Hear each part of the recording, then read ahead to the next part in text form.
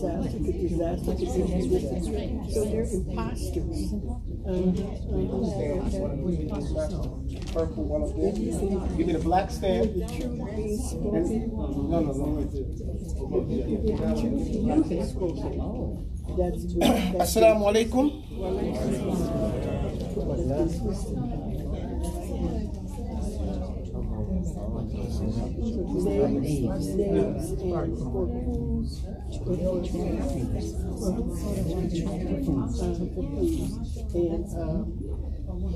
Watch things that you gave your life to. All right, let's try this again. Assalamu alaikum.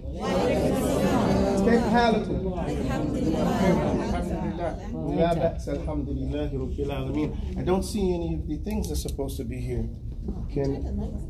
Again, what's the adab of the talib al-ilm before the lesson? Not just review, but also to test each other, but make sure the class was ready too.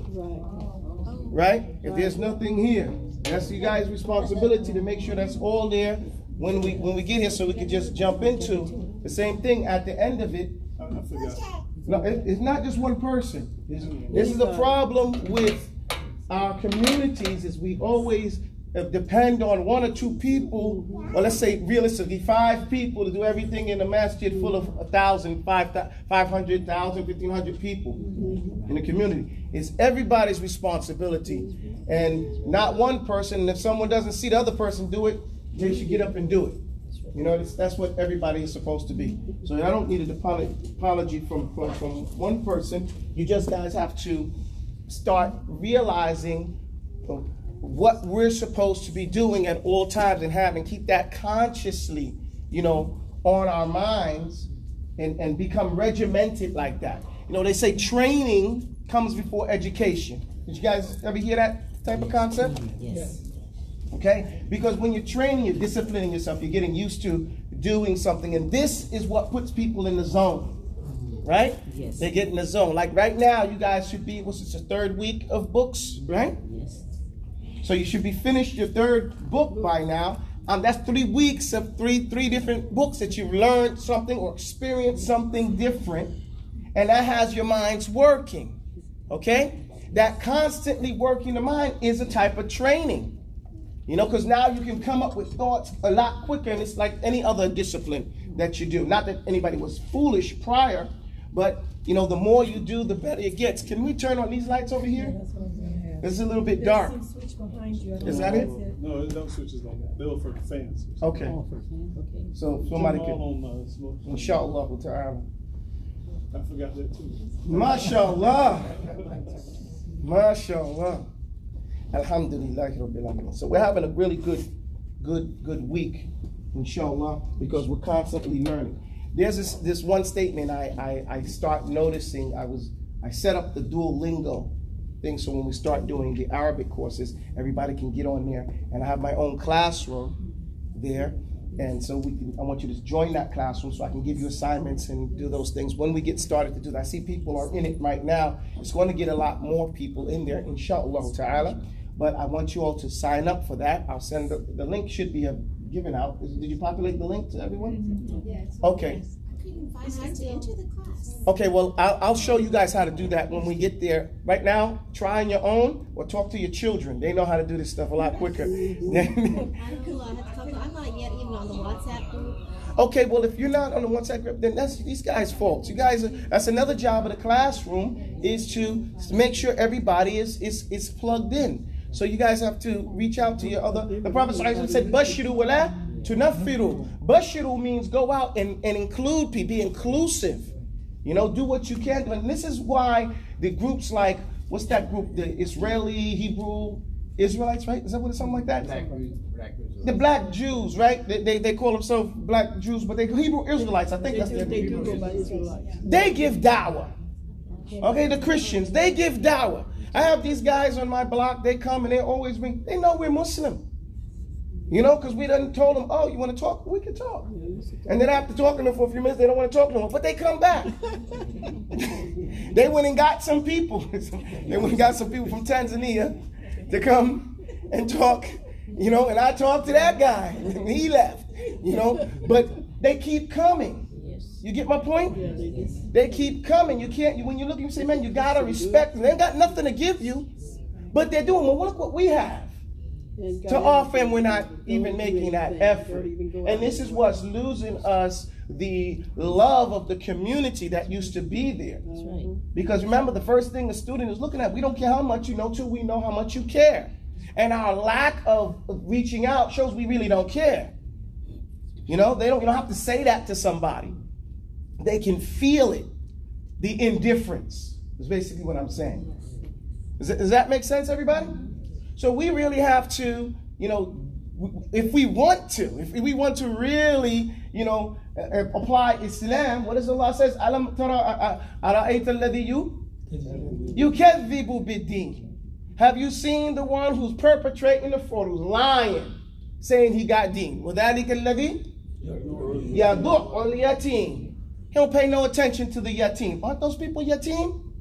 Fatherless children? Broken homes? وَلَا يَحُضُّ عَلَى. And they don't even worry. They ain't trying to feed nobody. It's not us. Don't put it on some kafir. He's talking about the believers who are not doing what we're supposed to be doing, that besides dressing, but these are the, as Ibn Taymiyyah, rahimahullah, he calls it, the madhannatul muslimin, the things you expect to see the Muslims doing. The thing, so we should be feeding the people here. Not us, we don't have to advertise. We get so stuck on the axle with some of this stuff. We don't have to say, oh, we're fasting this day, so come with us and break fast. No, man. Tell the people we're feeding people today at sunset. We know we're fasting. You know what I'm saying? We know that. Or even if we're not fasting, when sunset comes, we're going to feed you. Then they'll come, soup kitchen on this particular day. They'll be lined up coming to get some good food. And we know why our purpose of doing that. Not to trick them out of something, but to satisfy their needs, to put into practice what Allah has told us what we're supposed to do. Right? So we need to get busy. We need to really do some soul searching for our own selves and really mature. And as we mature, we will materialize the Islam. Okay? And we don't need permissions. We're free people. We got to start acting like free people. Free means what? Well, if you have freedom, what does that mean? I can't understand you. Initiative. No restrictions. If you have freedom, you don't need a permission. That's what I'm saying. Take initiative yourself. You can, no, that gives you the right to take the initiative, but with the freedom. A not free person is waiting for someone to give them permission. Waiting for somebody to tell them what to do. Because they've gotten used to being someone else's servant. Subconscious. And that is borne out also with the tulab al-ilm. Now I'm talking to the tulab al-ilm because I got some feedback from some tulab. They're saying, oh, you know, Ubayd al-Jabri has a master's degree. And I said, don't take from him. And the brothers that I named only have their bachelor's and they went to the qadi course, the judge's course. You missed the point, ya ikhwan. The point is not that person's qualifications. What if I got a PhD in family relations? Can I come to your house and tell you what to do? That's your house. Anybody got a PhD can now come tell you what to do in your place? Do they have that authority? You get my point, guys? Even if someone didn't even have the degree. Siraj Wahaj, Barakallah Fihi, he was our Shaikh during that time. No degree from nowhere. And still, because he knows us. And he knows how to deal with us.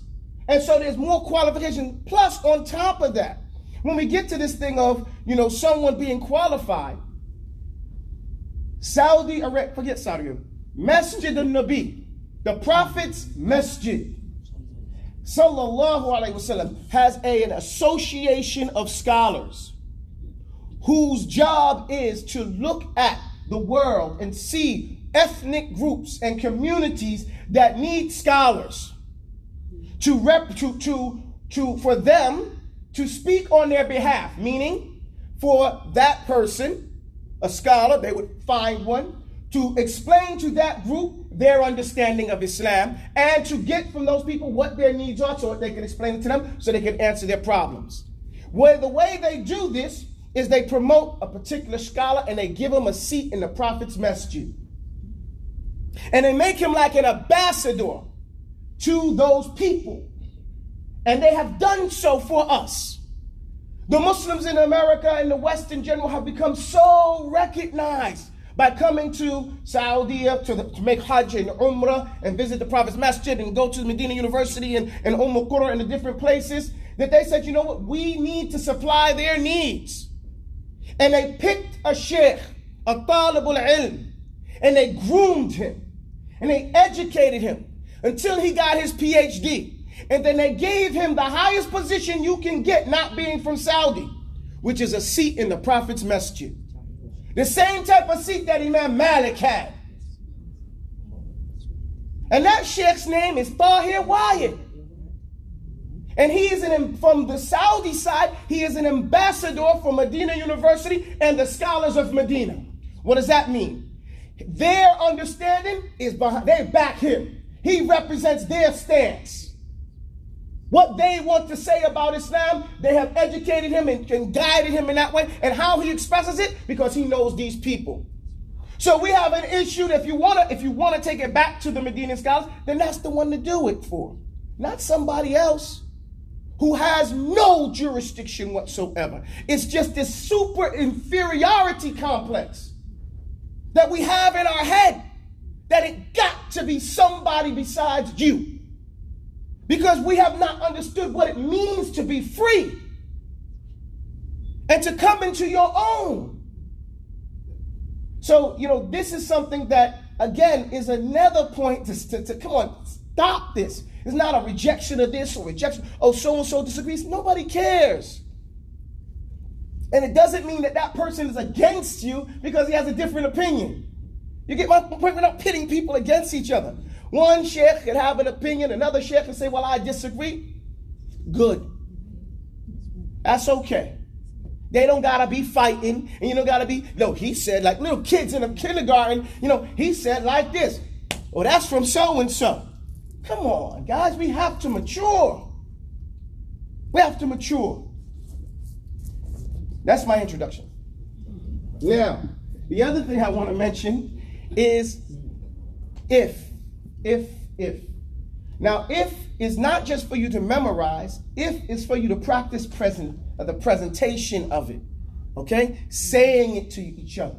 We'll put the screen back up and the ladies say it to each other. Go through that and practicing, because that's part of the process, okay? You don't have it till you can regurgitate it. And I don't want you regurgitating it nervously. I want you to express it. Does that make sense, everybody? Yes. And in this way, we will have an understanding. We will feel it. We will have embodied it. Now, this shouldn't take a long time. We are training ourselves to get back to higher civilized type activities. Memorizing poetry was something that was done by cultivated people. People who had some class about themselves. Warriors in the past and ladies as well. This is what they did in their downtime. Be not wasteful, stupid poetry like you hear in the streets, but things that had some substance, ideas in it that you believed in and were trying to live up to. And that is the purpose of reciting and memorizing this poem, If. We're at the verge, but I don't want you, see, what we've done in the past, sometimes we've given in to the standard. We've broken the standard for the people. No, that's caused a lot of confusion. Let's keep the standard. Let's keep the bar and reach the bar. It's not a hard bar. It's just that we have to put the time and effort into that thing. Does everybody understand what I'm saying? Yes. All right. And these are ways that we can increase our self-esteem, our ability, our understanding of what our abilities are, okay, by doing these little things. 4 short paragraphs. You know, and it shouldn't take more than, in reality, a day. In reality. And let's say 2 days. Okay, because some people looked at me and I don't want Queen and Zinga to hit me with that stick. You know, so. But let's say 4 days. No, but it shouldn't take 2 weeks, because let's say you take 1 paragraph a day, and realistically, 1 paragraph a day. I already said it's like 4 lines, right? Front and back. You do 2 lines in the morning, 2 lines in the evening. You know, 2 lines. You know, if you can keep your head while all around you are losing theirs and blaming it on you, you say that in the morning, go over and over. And in the evening, you can trust yourself when all men doubt you, make allowance for their doubting too. You can wait and not be. I mean, this stuff is real easy, right? We said read all these books, but see, all of that helps you. What did I tell you to do when you do something like that? Take a nap. Make it short. Don't make long lessons. Long lessons are not helpful. Okay? Because they have recency and you have primacy, right? So primacy is you remember the first thing. Recency, you remember the last thing. So if you made a long lesson, what happens in between? All that stuff is gone. And you say, man, I've been studying for an hour. Yeah, don't study for an hour. Study for 15 minutes and get up and kick. You know, get up and rub your belly and pat your head. Or move your arms back and forward. You know, seriously, do something. You know, change it. What's that going to happen? You started a primacy and a recency, but it's a shorter one. Now you start a new beginning. But you got to get out of that position so you can get a new experience. Technique, Rangers. You know, you got to follow the technique. Assalamu alaikum, doctor. Alhamdulillah. Does everybody follow me? Yes. Plus, reading other things gives your mind a break. It gives that break to it. But it's also because the mind is a muscle, right? It's making it stronger. It's making it stronger. Inshallah ta'ala. And giving deadlines.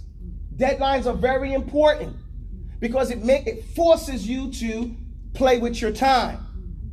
To look and say, I got something to do. I don't got time here to kick the woolly bobo with you for 30 minutes. I could have been reading 10 pages right now. You get my point? Yes. So you're holding yourself accountable in that way. Inshallah, even if it doesn't take you, let's say, oh, I didn't get to finish my book this week. No big deal. Finish it though. And get in the habit of finishing it.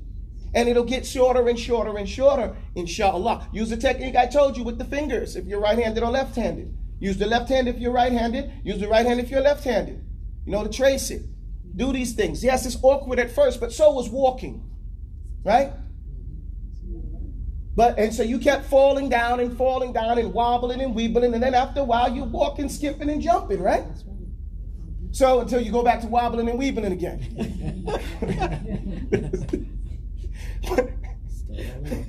Hey, it's true. You know, Alhamdulillah Rabbil Alameen. Open up our book. Somebody had some questions. I saw some hands. You had a hand up. Yes, sir. I was just going to make a statement. No, I didn't ask you for no statements. I said I had questions. Anybody got questions? I have a question. Okay. So, the benefit of the poem. That's not a question. Questions start with words of what? What is there, are there, can there be? What is the benefit of the poem outside of, because I don't think you... Oh, no. Ask the question. Don't give the commentary. Let me stop for a second. Let me tell you guys why. You have to, and I'm not attacking him, you have to learn how to think. You have to learn how to focus on the issue. What do we say? Part of knowledge is learning how to ask a good question. Okay? We have all this other stuff we want to put in there. It's not allowed. It's law we're learning here. In the court, what does the judge say? That's a moot point. Irrelevant. It's not connected. In war college, we learned a warrior never mixes issues. That's the same thing in debate. That's the same thing in argument. 1 + 1 has to equal 2. Just because my cousin is 1 don't mean it doesn't mean anything. Or he owes me $5. That doesn't mean anything. Does everybody follow me? Yes. Okay. Now, ask your question, sir. How is the poem related to the class? Alhamdulillah Rabbil Alameen. Excellent question. How? Didn't we say when we put the thing down? Why and how and when? There's a thing called mission statements. Okay? What's your mission statement? What you should be focusing on. Your purpose. I said reasons reap what? Results. Reasons reap results. When you're at a particular job, IBM, their mission statement was quality is job 1. So if you took all day to do 1 activity at IBM, the computer place, and you came up with a good computer or whatever that process is, you did the job. Now you did 5 in a day. They don't care if they're not good quality, right? Because your mission statement is what? Quality is job 1. You working at one of those service stores, let's say Walmart or Target or something like that, and the guy's putting up lemons, let's say. And you come in and ask him, where are the Pampers? He leaves those lemons and says, let me show you where they're at. And he takes you all the way to the diapers aisle right there. Why? Because customer service is job 1. You see the mission statement? That statement is there to remind you what your focus should be on. Does everybody follow me? Yes. So this poem is to give you the mentality that the Talib al-Ilm should have in general in his life. Okay? There's an issue in the Sharia called muru'ah. Muru'ah is manhood, chivalry, ladyship, princessness of a person. And that's what this poem is all about. It's saying, if you can do these things, what's the last line? If you can fill the unforgiving, no, before that it says, if you can make your heart and soul and sinew, serve heart and nerve and sinew, serve their turn well after they're done. And so, except for the will that tells them to hold on, right? And so forth, hold on, right? And if you can fill the unforgiving minute with 60 seconds worth of distance run, yours is the world and whatever's in it, and which is more, you'll have muru'ah. And which is more, this is the criteria of manhood. Because what happens on the internet? Someone says something bad about you. If you can bear to hear the truth you've spoken, twisted by low-down base people to make a trap for fools, or watch the things you gave your life to broken, and then stoop and build them up with worn-out tools. If otherwise, you're a petty individual. You get the point? If you can't do this, you're a petty individual. You lost your muru'ah. You know, if you can walk with kings and not lose the common touch, right? Or mix with the common people and not become base and not lose your virtue. And this makes you think about those arenas. What happens when you're dealing with the people at the Hanut, we say. You know?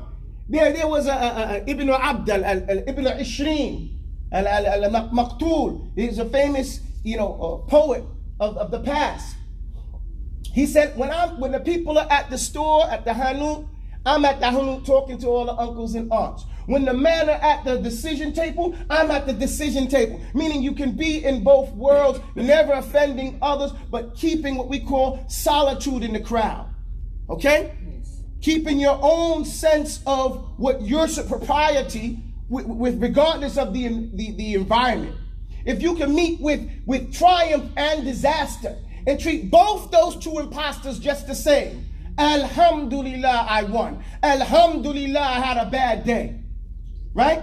Yes. You guys get the point? Yes. That is an example of the qadr of Allah being balanced. When the Prophet said, Ahbib habibaka hawnin ma, asa an yakun baghidaka yawmin ma, wa abghid baghidaka hawnin ma, asa an yakun habibaka yawmin ma. He said, hate the person that you hate in a balanced way, lightly. Perhaps he'll do something to make you love him one day. And love the person that you love in a balanced way.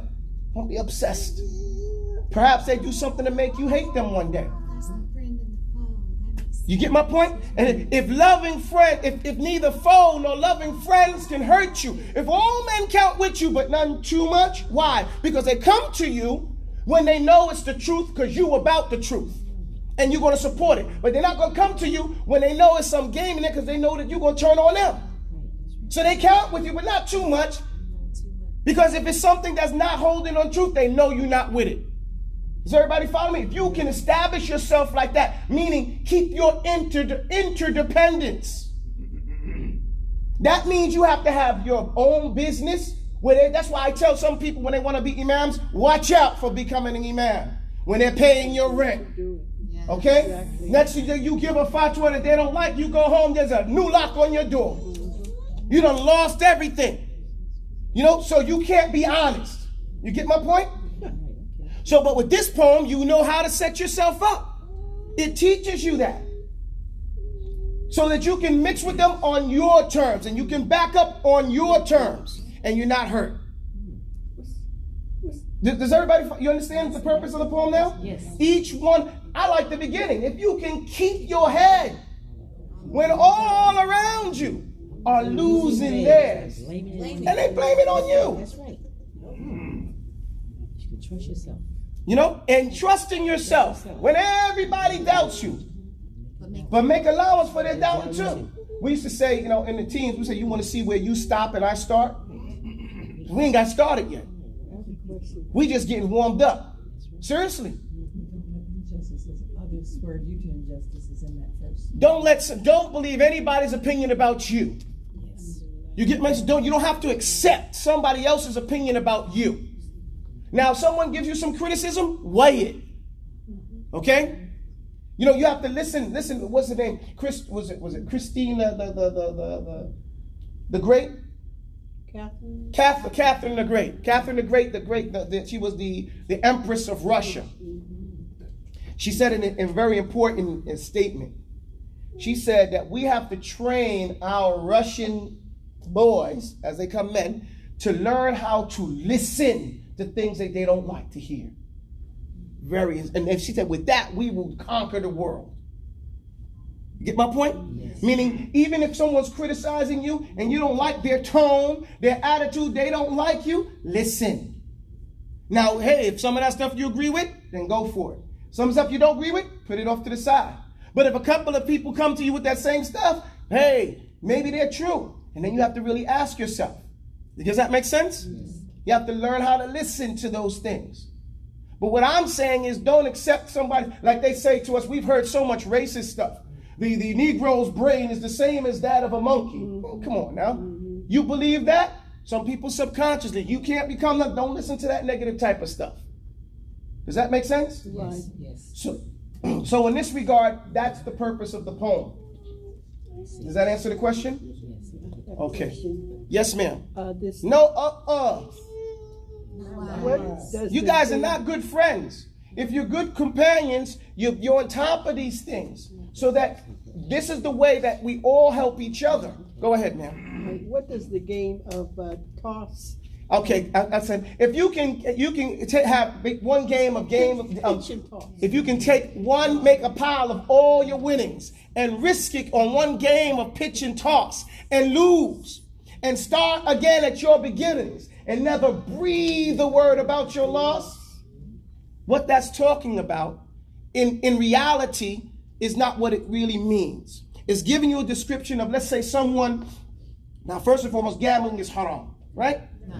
But it's giving you a picture of someone at Vegas, so to speak. You worked for 10 years. You took every bit of money. You borrowed and begged. And you went there to Vegas, right? You said, I'm going to do it right now. I'm going to make this money. And you put it all on 21, because that's the number they always betting on, right? 7, 21. And you take the dice, pitch and toss. You pitch it or you toss it and the numbers come up, right? And if you get the right numbers, then you win the money. Does that make sense? Or triple or double your money. And lose. So now what do you have to do? Start over. Now the thing about it, what do some people do? Go out and talk about it. Go out and spend the rest of their life complaining. Complaining about what they had and how much they lost. And they spend more energy and time doing that. With their regret, with their non-acceptance of the qadr of Allah. That's what it's talking about. Because when you fall down, what must you do? Get up. Every day is a holiday and every meal is a feast. No matter what it is. Peanut butter or steak. Hey. The Prophet ﷺ said, if you got enough food to eat for tonight and a place to hold you over your night, you got everything the dunya has to give you. The dunya in and of itself is a temporary existence. And this is the reason why time has been created. Because not even the moment is lasting. That's how nothing was designed or qadr in this dunya to last. Everything is going to fade away. Kullu man alayha fan. Everything is going to eventually disintegrate. I got you, doctor. The moments, you see, this is the wisdom behind time. To teach us nothing lasts here. So then why be sad about this moment? It's already gone. It's already gone. Live in the next one. But they say that most people, they have 1 foot in yesterday and 1 foot in tomorrow. They're worrying about what happened in the past and worrying about what might happen in the future. So they miss everything that they're on right now. Miss all of this. Does that make sense? Yes. You can do nothing about what happened in the past, and you don't know what's going to happen in the future. That's what the poem's talking about. Does that make sense? It makes a lot of sense. Okay. Thank you. Don't stop risking is the point. The point again is don't breathe a word about your loss. What Les Brown said, he said, most people is happy that it's you. When they hear about it, I said, man, I'm glad that was you, not me. Right? So, what you telling them for? No. And even if people are compassionate and say, subhanallah, mashallah, what you going to do with that? How much money you get out of that? Doesn't last long anyway. So then it becomes riyah. Now that's your worship. That's your whole thing. Nah, man, we're here to work. Yes, sir. Assalamu alaikum. Wa alaikum salam wa rahmatullah. When I began to... Not wise. Not wise. As I began to try to memorize the poem, I thought of Surah Taubah in the Tafseer of the Rasulullah Sallallahu alayhi wa sallam. during that time. And do you see any similarity between this poem and Surah Taubah? I didn't think about it until you mentioned it right now. And the point of the poem was to make you reflect on, see, any type of assignment is to make you think. And what thinking process to me is like having a Rolodex. In your Rolodex is all your experiences and everything you know. This is my imagination now.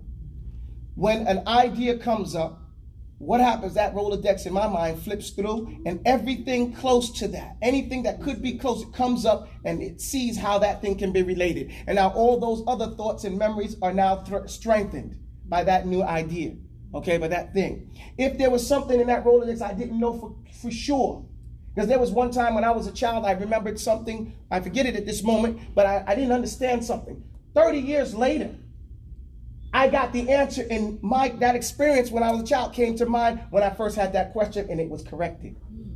You know, and that's when I started saying, well, man, you know, this thing is like, the mind never puts it to rest. So whatever experience you have, whatever you learn from, it's going to work that whole mind. If we use silence properly. And part of the reason we're supposed to be silent, and this is why I say that daydreaming is for children, not for adults. Adults should not daydream. What's daydreaming? Everybody's stuck. Daydreaming is mindless. Not wise. Daydreaming is letting your mind wander. Okay? Losing control of your mind so it just runs wildly, right? Yes. Does everybody follow me? Yes. And it on its own leaves this consciousness and goes somewhere else. And you're like, oh, you know, somewhere in that daydream state. So it's not reality. It's not that it's not reality, it's imagination, but it's uncontrolled imagination. What's supposed to happen when you become an adult? You're supposed to be able to control your mind. You get my point? Just like you have to learn how to control your bladder, you have to learn how to control your mind. You get my point? Yes. So what do you do with that, cousin? What do you do? Are you going to stop using your imagination? No. So what's the difference between daydreaming? What am I going to do? I focus my daydream. It's not daydreaming no more. It's just imagining. Right? It's contemplating. It's reflecting. You get my point? Yes. What does that mean? It's the same process, except that I'm telling my mind, I want to think about this. And then my mind starts to see how I can make that a reality. Because imagination is the ability to put something there that isn't there and to see what it does. And if you don't like the response, what do? Wipe that out and put something else there. And work it out here first. They call it the inside out. That's why you see it before you get it done. And if you can't see it, you won't get it done. Does that make sense? Yes. So that's why our minds should not wander. We are adults. We are conscious when we're conscious. If you're tired, go to sleep. Take a nap so that you can have your full consciousness. That's what we say when we're awake. I'm conscious, right? That means I'm in control of my mind. And it's not some muscle that I have no control of. And this is why TV and all these things where you have to arrest your reality is not healthy. Now I want to watch Superman or the Avengers. So what do I have to do with my reality? Put it to the side. Because otherwise I will not be able to enjoy this program. And if I get in the habit of putting my reality to the side, it gets easier and easier to set my reality to the side. I got a problem. Let me set my reality. What will Superman do? I wish I could do what the Avengers do. Now all that comes into place, and now with some real thoughts, where are they? I start thinking of them, I get a headache. Because it's in there behind all that other nonsense. Does that make sense? So we have to start feeding our minds those healthy things. That's why I said read. Okay? Read. Now you can read some things that are imagined as long as it's not fahish and appropriate, because it's making that mind think. Even if it's mysteries and different things like that, because it makes you become so didactic. Who did this and all of that? Your mind is thinking. All these things are supportive to the thinking process and using that process in Islam. We're training. We're setting ourselves up to win in the future. Does everybody follow me? Yes. There is no schizophrenia in Islam, meaning each part is directly, in line with the end. Everything we're doing. And none of it is in opposition to the other part. Does that make sense? So right now, if we get in that training as we go forward, when we learn the usul al-fiqh, the rules of usul al-fiqh, then you say, man, this stuff is simple, Simon. This is easy. What are we talking about? It's not difficult. Do you think Allah made this deen to be difficult? No. He made it simple. He made it for the whole creation. The simplest person and the most sophisticated person will find their place in the Sharia and will be able to understand what they have to do. It's not complicated. Those who have made it complicated are doing so on purpose, with the purpose to make people shy away from learning it. So if they don't know it, they won't be able to apply it. Whose objective is that? Shaitan. And we don't need an individual. Nobody say we meant Bush, or what's the new guy, 45. 45? We don't call his name. Oh.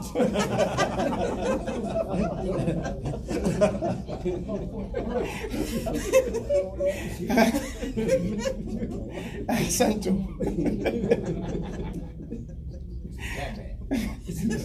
It is not bad. That's good. That's good. That was good. See how y'all said that? Y'all should be saying not wise like that too. When somebody makes it, got to be on it like that. Alhamdulillah, Rabbil Alameen. MashaAllah, may Allah bless you all for your dedication and the studying habits that we're developing here.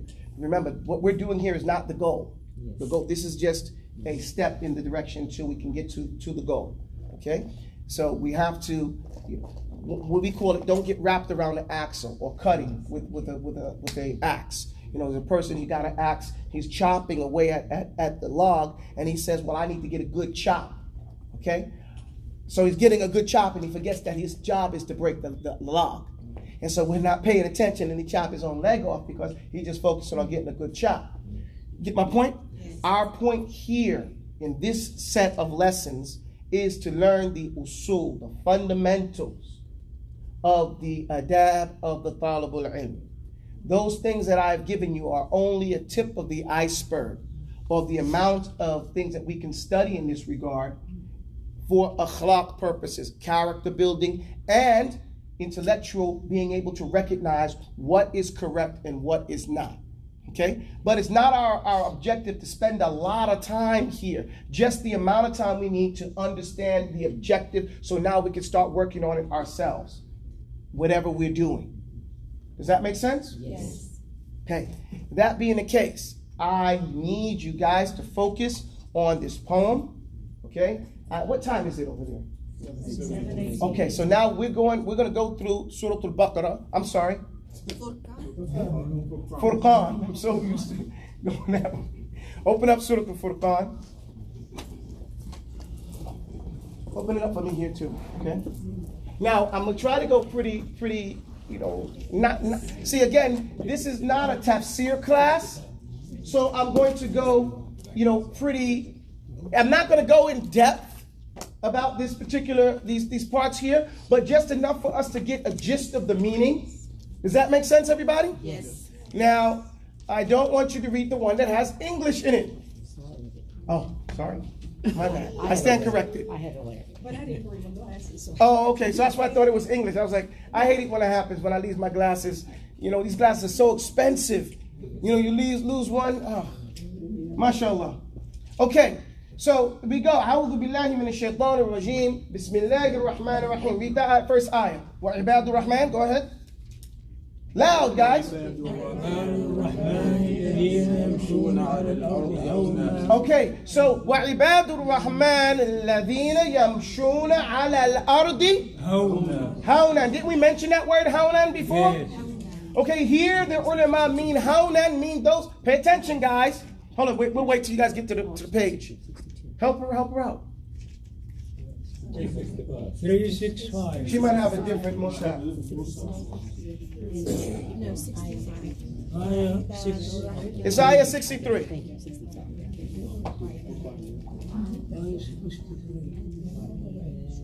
Guys ready? Okay, everybody recite it again. وَعِبَادُ الرَّحْمَنِ الَّذِينَ يَمْشُونَ عَلَى الْأَرْضِ هَوْنًا. Now, hawna means here, those first people that are hawnan are the Sahaba. Okay? Hawnan here means, hold on, leave him be. Let him find it. He's young enough to find it. Find it. It means here, don't leave him be, guys. Leave him be. Let him figure it out. He can figure it out. He's young. He can get it. So, hawnan means those who don't have an ounce or an atom's worth of kibr in their hearts. Okay? Hawnan means those that don't have any arrogance or kibr in their hearts. So they don't walk around the earth with this arrogance. They walk around hawnan with the absence of it. Weightless. Sorry? Weightless. Weightless. So from them, there's some examples. Usually the ulama sometimes give examples of some Sahaba in this regard. One of the Sahaba, his name was Urwa ibn al-Baqiri. And he says, I think it's Bariqi. Urwa al-Bariqi. Now he was a young Sahaba. Okay, he was a young Sahaba and not too many people know about him. What happened one time, the Prophet ﷺ gave him a dirham and told him to go and buy a goat or a sheep and bring it back to him. So he went and bought a goat or a sheep, it's a shah. He bought it for a dirham, then he sold it for 2 dirham. Then he went and bought another one for 1 dirham and came back to the Prophet, gave him the goat and gave him the dirham. And Allah's messenger said, Yani arbahak Allah. May Allah make give you riba, meaning profit in all your tijar. And then after that he said, even if I was selling dirt, I made money. Okay? Even if I was to sell dirt, I would make money. Then there was another Sahaba who was 7 years old. Ibn Zayd is his name. Try to remember his name. Don't remember his name at the top of my head. Say it? I thought someone said it. Well, this Sahaba was 7 years old. He's one of Sigar Sahaba. 7 years old, he said, Hajja bi ya abi. His father took him on Hajj, Hajjatul Wada ma'a Rasulillah. And wa ana ghulam sab'a. And I was a small boy, I was 7 years old. Okay? And so the Prophet saw me and he asked me who I was and he wiped my head. So when he was in his 90s, they saw him, he had white hair everywhere except from his front of his head to the back. And they said, what a strange set of hair you got.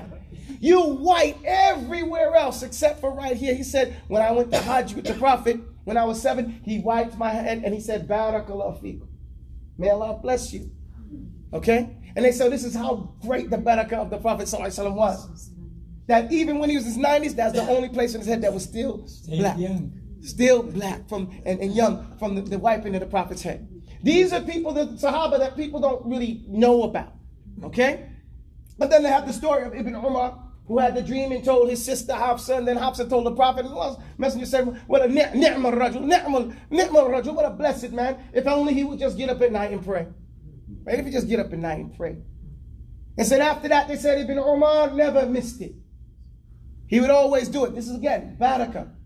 So these are the ibad, these are examples. This is why we mention these examples of Ibadur Rahman.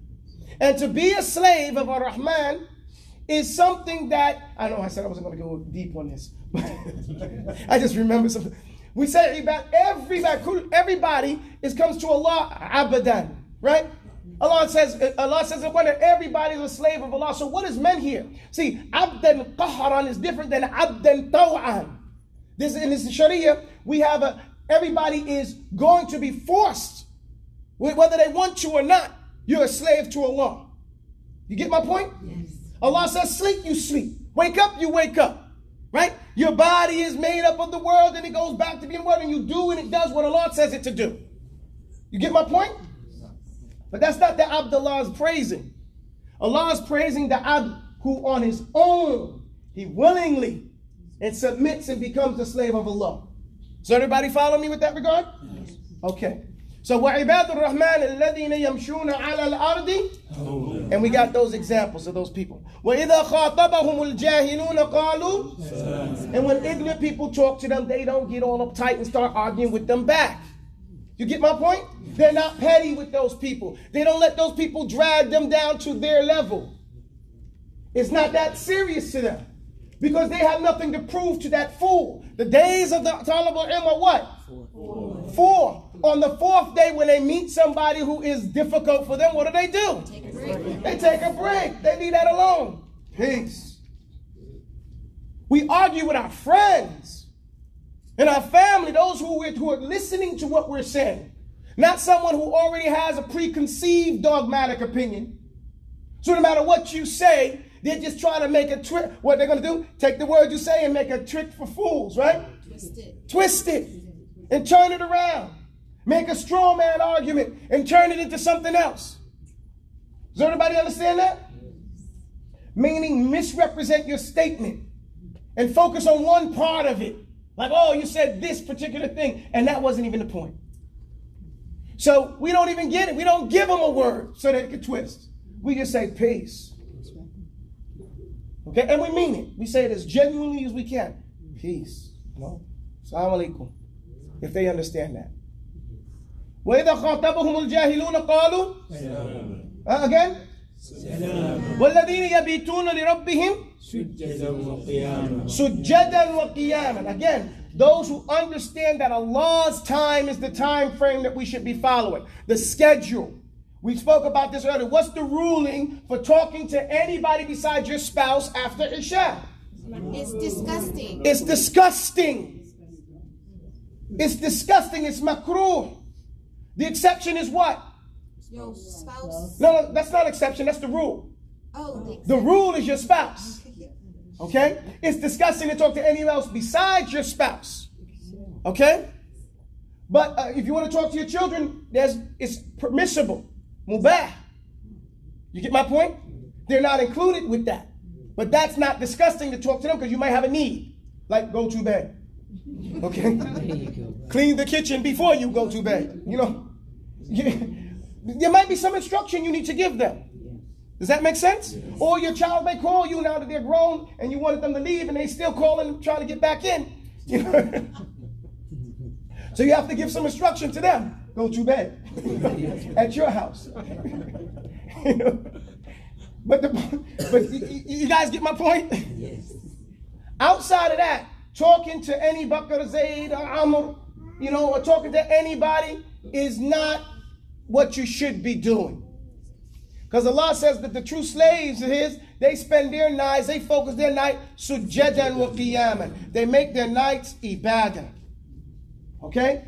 An act where they're worshiping Allah. Whether that is reading your book, reading Quran, whether it's talking to your spouse, because this is a praiseworthy act. Talking to your spouse, kicking it, and having that companionship in that regard during that time. Getting ready for a bed and those things like that. Getting up. Then he says that people should be of two types. It says with regards to the people of the Quran, there should be only two types. Those who either go make their salah, offer their tahajjud before they go to bed, or those who get up and offer their tahajjud. There's only two people. And some of the people in the past used to hold, if you were Hafiz Quran, it was wajib upon you to stand up and pray at nighttime. Okay, have you read those hadith? No, you haven't read those hadith yet. Okay? Did I give you that book on those? No. Okay. What book did I give you? You give me one by It's in that, so you have half of them. Yes. Okay, it's in the same book. Okay? Al-Qari, he put it together in one book of hadith on the adab of the Hamalatul Quran. Okay? Alhamdulillah, it's 40 hadith on the Hamalatul Quran by Al-Qari. But anyway, so we have to organize our time to fit in the schedule that Allah subhanahu wa ta'ala has set. Okay? What's the next line? والذين يبيتون لربهم سجدا والذين يقولون ربنا اصرف عنا عذاب جهنم إن عذابها كان غراما إنها ساءت مستقرا ومقاما. Now it says here, and those who yaquluna, some people mistakenly say yaquluna, they are saying. No, they are praying. They are making dua. And then what their dua, they are praying for, they're saying, Rabbana, our Lord, take this fire away from us. Okay? Rabbana srif anna adaba jahannam. The punishment of this Jahannam. Inna adabaha kana gharama. The punishment of Jahannam is a type of debt that no one can pay. No one has the ability to pay this debt. Innaha sa'at mustaqarran wa muqama. It is an evil place that you'll be stuck in and have to stay. So the people who say that in this dunya, before they go see it, okay? They're saying it, why? Because they believe in the unseen. And this is the main thing we're told to believe. Right? So there's these people who believe in the unseen things. The Jannah, or the Nar, and the life in the grave, and the angels, and the Sirat, and the Mizan. This is all believing in the unseen things that you have not seen. Does that make sense? Okay, read the next ayah. I get lost. Where am I at? والذين إذا أنفقوا لم يسرفوا ولم يقتروا أو يقتروا وكان بين ذلك. In two qira'at, you say yuqtiru or yaqtiru. In Marsh we say yuqtiru. Okay? So what does it mean? It's waladina idha anfaqu, when they spend, the munfiq, when they spend their money, okay? Providing. This munfiq is someone who's providing for somebody else. Okay? Lam yusrifu. The word yusrif here is they don't spend halal money on haram. Okay? Did you hear what I said? This is what it means to be a musrif yusrif. He's spending or she's spending money to do something haram or for something haram. This is what Allah is talking about here. Walam yuqtiru. And yuqtiru means a stingy, right? But what is described here is that they waste the money that they're supposed to be spending on their children or their wives. Okay? Or whoever they're supposed to be taking care of. So then the yusrif is the one spending money on haram, where the yuqtir is the one preventing the infaq of those who's supposed to. Allah says, kafa birrajulin ithman.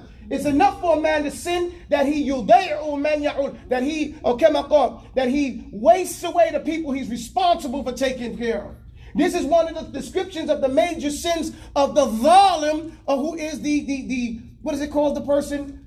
The dictator. The unrighteous leader. Because doesn't the dictator do that to his whole people? Yes. So on a little scale, the dictator in the home who wastes the money away from the people he's supposed to provide for and doesn't provide for them. You get my point? Yes. Now, there's some argument there where sometimes the men and the women are fighting, and sadly, sometimes the ladies are holding the children hostage and these types of things. Those are details that have to be dealt with in those particular situations. The general rule, though, is that lam yusrifu wa lam yuqtiru. Okay? You don't spend your money for something haram or to do something haram, and you don't refuse to pay for those people you're responsible for. Does that make sense? On another tip, yusrif is to waste his money. And that's why they say wasting it is spending it on haram. Well, yuqtiru is to be stingy and to hold it back. Because if you're stingy, you're not spending on who you're supposed to be spending on. However, the exception to this is sadaqah. Sadaqah la yudi'u shay. Okay? Sadaqah doesn't waste anything. And the example we have is Abu Bakr as-Siddiq, who gave everything he had. And that wasn't considered yusrif, waste. Does everybody follow me? Yes. Because Allah is going to give you that back. Okay? But now you do have a responsibility to make sure you're doing it on a real sadaqah. To some degree. And there's an argument about that too. You know, the thing about it is, we have to be practical in all situations. Okay? One of the things that I see happening sometimes in these communities, if someone from outside the community comes and says, you know, hey, I'm doing this particular project, then we come up with money, even if just, you know, the polite money to give them, and then when we need to have projects for our own selves, we don't have no money for it. We don't do it. We're not able to do those particular type of things. You know? So we have to be wise at doing what we're going to do. Does that make sense? Yes. And it's especially since it's not a two-way street. You couldn't go to some of those other places and ask for money and they would give you nothing. Okay? They will give you nothing. I see a lot of times, you know, and I've spoken about this. Even at the last Eid, I was speaking about this. They set up tables and it says, okay, this is for the refugees. These people, we need money to pay for the refugees. I said, where's the box for the new Muslims? Those people coming into Islam, are they not refugees? You guys know they are. They get kicked out of their homes. They get kicked out of they're cut off from their families. Right? They need the same exact thing that those people who are refugees from their countries need. And we're not included with that. And it's laughed, oh, come on, Hakeem. No, come on, nothing. And it's our fault. Because men, not the ladies' fault. Ladies are in there like swimwear. You know? They're in there. But men, we need to be sitting at that table arguing that same point and establishing it. You know? Our people are not getting their needs taken care of. You know, and that's why we get people come to Islam every day. And then 2 months later, they're back. Not because they didn't like Islam, because Islam, Muslims did not take care of their needs. Okay? The lady comes in, she needs a place to stay. Oh, we got 2 minutes, we don't know, we got all this talk. Get a lady a place to stay. That's her right. That's what we're supposed to be doing. And not on condition that she marry us. No, seriously. The car drives us, we drop the lady off 5 minutes. Astaghfirullah, I'm telling you, we deal with this. You know, and clothing and stuff like that. Like I said, we have so much clothing.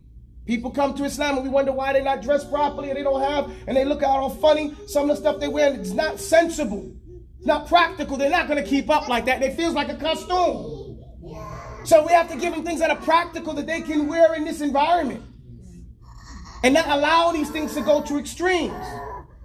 Does that make sense? If it makes sense, let's be about it. You know, let's actually be about it. And you know what? It's profitable. It's not like it ain't profitable. What does they call it? What's the business? The 501k business? What's that called? 501c3. Sorry?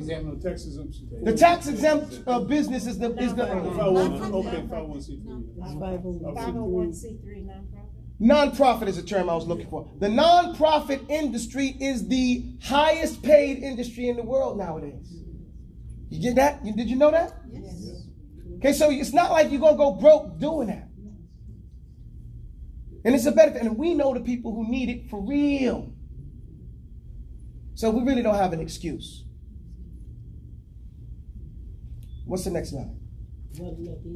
والذين لا يدعون مع الله إلها آخر ولم يقتلون النفس الذي حرم الله إلا بالحق ولا يزنون ومن يفعل ذلك يلقى يضاعف له العذاب يوم القيامة ويخلد فيه. Okay, so it says here, وَالَّذِينَ لَا يَدْعُونَ مَعَ اللَّهِ. So this one here doesn't make shirk. He doesn't call on anybody besides Allah. Okay, وَلَا يَقْتُلُونَ النَّفْسَ الَّتِي. And he doesn't kill anybody except for that at all. Okay? The only time that they authorize the killing of somebody is when it's according to the law. You know, and that has to be established by the Islamic government. So even here, if it was, we're not allowed to do any of that. But to understand what is supposed to happen. وَلَا يَزْنُونَ. وَمَنْ يَفْعَلْ ذَلِكَ وَلَا يَزْنُونَ. And they don't do any type of zina. Right? And whoever does that, يَلْقَ أَثَامًا. Whoever does that gets a sin, a serious sin. Why only these three sins mentioned? Because all religions regard these things as harmful. All religions regard these things harmful. And they're also, the origin of all deen is that La ilaha illallah. Now they might have deviated from that along the way. Does that make sense? Yes. Then it says, and killing, murder, it's illegal in any society. And zina, it's illegal and not liked in any society except France. Okay? Besides them, because they're the least marrying people in the world by census. Okay? So there it's okay. But they also have what they call bohemian parties or naked parties, which is just savagery. And everybody goes there. When I say everybody, meaning the judges and the police chiefs and all those things, they're at those types of things. So the point is, but natural law shows that these things are haram. Naturally. According to the fitrah that Allah created everybody on. يُضَاعَفْ لَهُ الْعَذَابُ. Allah will double and triple and multiply the punishment for these people on the day of standing. وَيَخْلُدْ فِيهِ. And they will be remaining in that state, in Jahannam, muhana, humiliated. Muhana, ihanatan. He will be brought low, he will be humiliated. Okay? One of the narrations say that the arrogant people, Yawm al-Qiyamah, who think they're what we call them big and bad, right? Allah will make them look like real small Yawm al-Qiyamah. They'll be real small and physically real small. And so people can trample over them. People are going to be walking on. When everybody's crowding around Yawm al-Qiyamah, they're going to be getting walked on. That's a good punishment. MashaAllah, I wouldn't have thought of that. No, especially because people think they're big and bad. So Allah made them little. Okay? And helpless. You know? And that is ihanatan. إِلَّا مَنْ تَابَ وَآمَنَ وَعَمِلَ عَمَلًا صَالِحًا فَأُولَٰئِكَ يُبَدِّلُ اللَّهُ سَيِّئَاتِهِمْ حَسَنَاتٍ. Except those who do what? So it's not a done deal. Let's say you did these things. Okay? I'm not asking anybody, but let's say you did all those sins. Right? So someone would be despairing. Oh my goodness, I did all these things. What do you know? I'm done. No, Allah says, "Illa man taba." Whoever makes tawbah. What does taba here mean? Meaning that he goes back to the mentally. Tawbah is a mental thing. Al istighfar. I do it like this. Let's say this is a stage. Okay, I'm not a good piece. This is the stage. This is the obedience of Allah. Obedience of Allah. As though it's a physical place, okay? You get it? And this is where the slaves of Allah are. All the slaves of Allah are here. Everybody follow me? Yes. And this is the disobedience. All this area here. So, a person, this is in the mental world. Like I got a vivid imagination. A person disobeys Allah, now he's over here. He realizes that he is in the disobedience of Allah. So he makes istighfar. What is istighfar? He's asking Allah permission to get back here. And then tawbah is to physically go there. But since it's not a physical place, it's a mental place. You get my point? With the idea, well, I'm now back being a slave of Allah. I'm back in position of what I'm supposed to be. Because people get it mixed up between istighfar and tawbah. They're not the same thing. Okay? Istaghfara, I'm seeking the forgiveness of Allah. I'm seeking His, to be what? Be pleased with me again. Because over here, Allah's pleased with these people, right? So we're asking Allah, oh, please put me back in a position where you're pleased with me. Accept me back. That's what istighfar is. And Taubah is to get back in position. Does that make sense, everybody? Accept. And you won't, that's why you can't get Taubah without Allah giving you Taubah. Taballahu alaykum. He allows you to get back in position. As those people, sometimes they think, I'm going to do a sin and I'm going to make Taubah immediately. What happened to the sons of Yusuf? I'm sorry, the brothers of Yusuf. They said, we'll just throw them on, then afterwards we'll be the best sons in the world, right? How many years did it take for them to make Taubah? To make istighfar? 40 years. 40 years before they remembered to make istighfar again in Taubah. Okay? So it ain't always, it's Allah who allows that type of situation. That's why we seek His acceptance back, His permission, so that I can get back in position. How do you know when He's giving it? How do you know when your fitnas are in your dunya, not in your deen? When your child...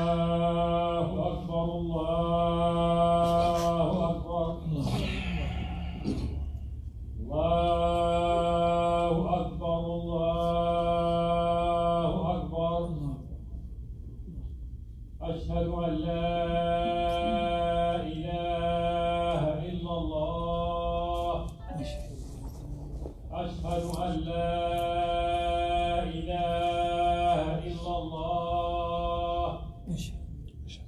أشهد أن محمدا رسول الله أشهد أن محمدا رسول الله حي على الصلاة حي على الصلاة حي على الفلاح حي على الفلاح الله أكبر الله أكبر لا إله إلا الله.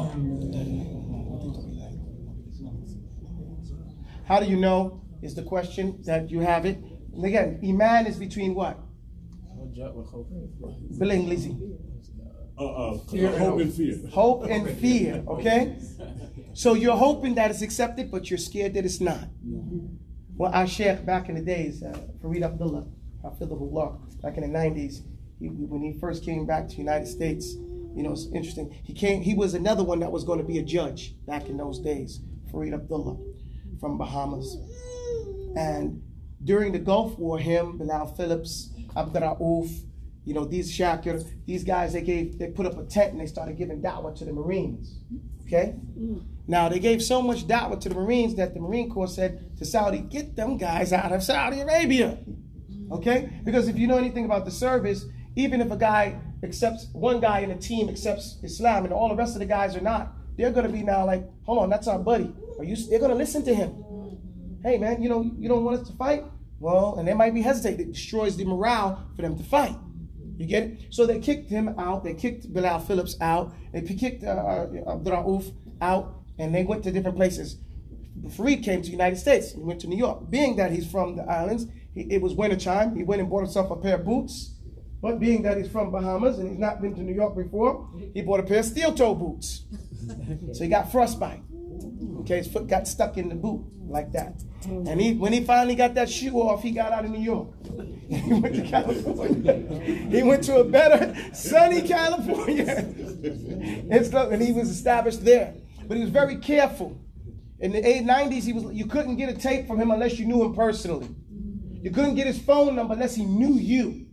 Okay? Why? Because at that time, the internet was still just coming new at that time. And he didn't want you to take a word of his and misrepresent it without having contact. And if he didn't trust your level of knowledge, he wouldn't get you the tape. Now they're starting to put some of his stuff out, but he's been around for a while. But he was almost about to graduate from the judges course. Okay? one time he told us, he said, listen, perhaps a little sin is good for the slave. I saw Queen Nzinga sit up. You know, now that's not a license to hit people with your stick, okay? Now, what it is that perhaps a slave, he commits a sin, and then what happens? He fears the punishment of that sin. And this bothers him down to his core. And he struggles the rest of his life out of fear of that sin not being wiped away. And it helps him become a better individual. What's the example? Umar ibn al-Khattab, who used to torture Muslims, women and men. Okay? They used to say, yo, we would imagine that Umar's jackass would become Muslim before Umar. That's what they said. You know? Umar al-Khattab, Qabl al-Khattab. The jackass of Umar would become Muslim before Umar. In a way, you must be crazy. Right? But look what happened when he came to Islam. How he changed. You know? And he said, I used to give sadaqah, I used to do good deeds, trying to wipe away those bad deeds. Changed his character and the understanding of sin. So, this is so we shouldn't be sanctimonious. Okay? First and foremost for ourselves. You don't know if your sins have been wiped away. So you don't walk around like, oh, I'm done. No. Fear and hope. You hope and you fear. And this should be an encouragement for you. But also, again, one of the ways you can recognize if your fitna is in your dunya and not in your deen. If you can wake up for Fajr, then Allah loves you. Because if He doesn't, He ain't going to let you get up. What's going to hold you down? Your sins. Okay? If you're consistently waking up after Fajr, then Allah is teaching you a lesson. You got a problem. You need to make istighfar and Taubah. So Allah will allow you to get up at that time. That's one of the gauges. The salah, as-salah. Okay, the Prophet said on his dying bed. Okay, focusing on that particular thing. And we have seen in our lives, all the people who've come to the Islam since our time, those ones that last are those who've been consistent in salah. Ain't that right? That's right. And anybody else who was really all the way, if they weren't consistent in salah, we don't see them no more. We don't even know them no more. Right? So Allah tells us a miracle that He does. يُبَدِّلُ سَيِّئَاتِهِمْ.